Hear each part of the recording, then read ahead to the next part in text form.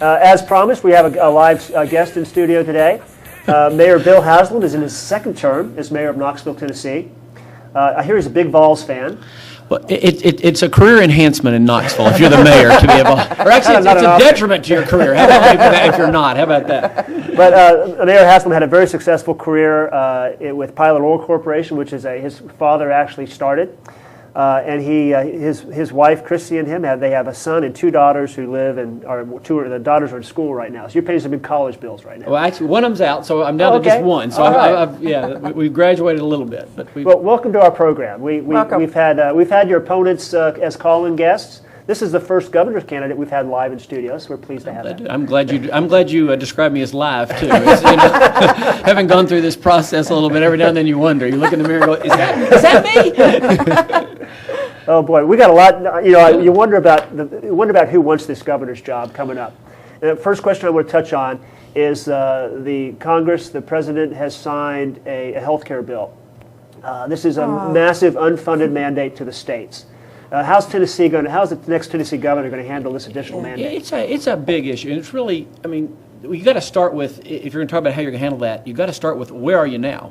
And right now, we're basically about $1.5 billion underwater. By that I mean this operating budget this year and the one that Governor Bredesen proposed for next year has $1.5 billion in non-recurring revenue. $1 billion from the federal stimulus plan, $200, $300, $400 million, depending on where they end up out of the rainy day fund savings account. Right. Neither of those sources are going to be available for the next governor when they come in. So you got to. I'm not avoiding your. I'm going to come back to your question, but you have to take that question in context that we start out $1.5 billion in the hole. Right. Okay. There's some disagreement about what the health care plan will cost Tennesseans.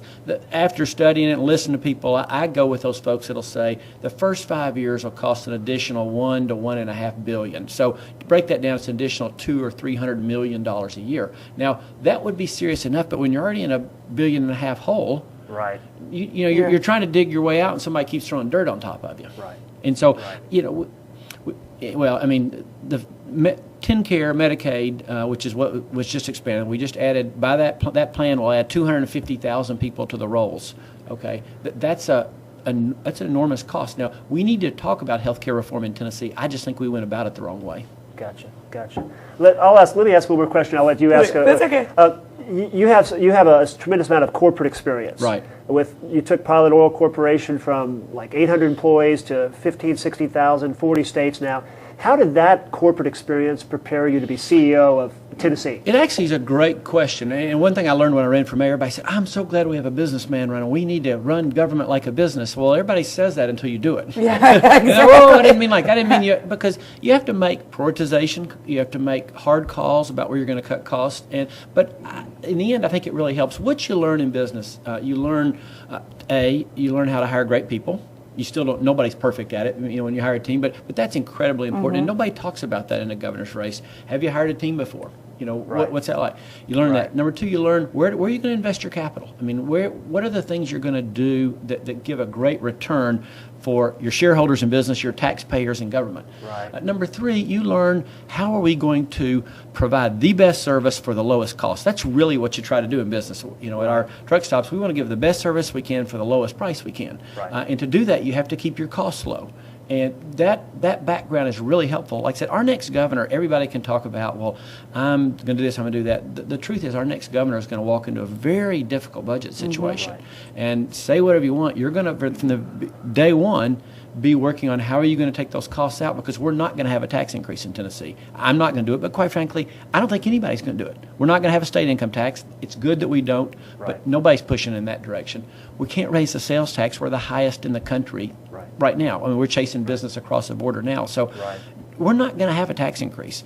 The economy's going to come back. That'll help us some, but it's not going to come back at 10% next year. I wish it was, but we're not going to grow our way out of it the first year or two. The only thing we can do is to really start attacking the cost side, and that will be hard. Right. Something's got to be cut. It's going to be tough.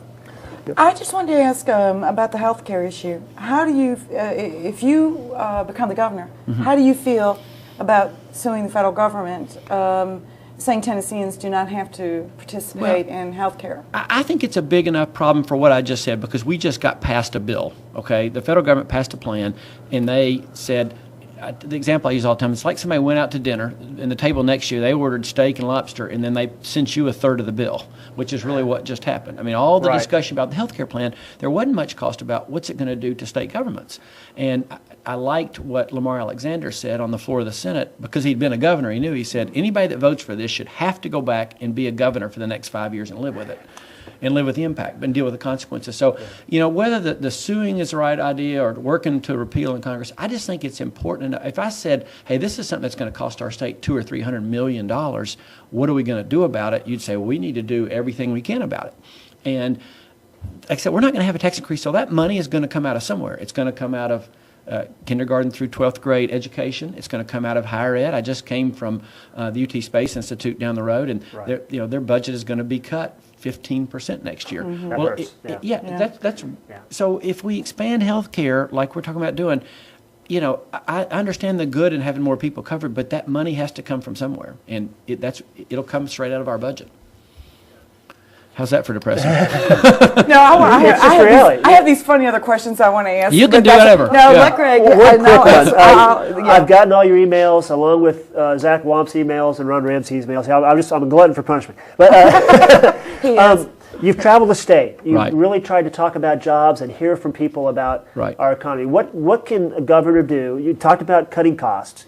What can a governor do to jumpstart the economy and create jobs? Well, I think the governor can play a lead role in being the chief salesperson for the state of Tennessee. So number one is being actively engaged and involved, and it does matter. I mean, one of the things that has helped in Knoxville is because I'm part of a business that started in Tennessee and has grown all across the country.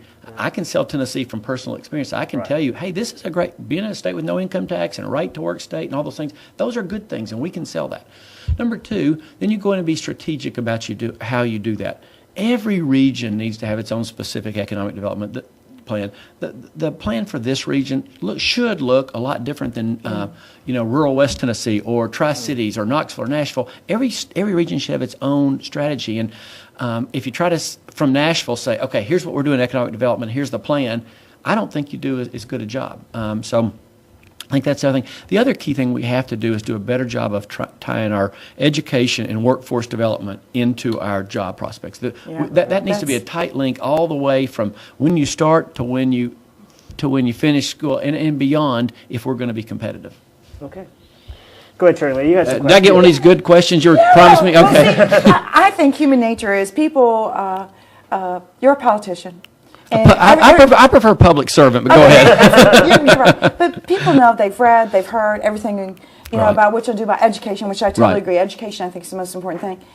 So I think the next step for people is they want to get to know the person. Like what kind of person does he have a sense of humor?